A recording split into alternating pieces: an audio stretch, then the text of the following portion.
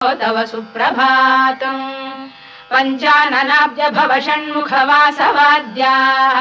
त्रैविक्रमादिचरितम् विबुधास्तु वन्ति भाषापतिः पठति वासरशुद्धिमारात् शेषाद्रिशेखर विभो तव सुप्रभातम् ईषत्प्रफुल्ल सरसीरुहनारिकेलपूगद्रुमादिसुमनोहर पालिकानाम् आवाति मन्दमनिलः सह दिव्यगन्धैः शेषाद्रिशेखर विभो तव सुप्रभातम् उन्मील्य नेत्रयुगमुत्तम पञ्जरस्थाः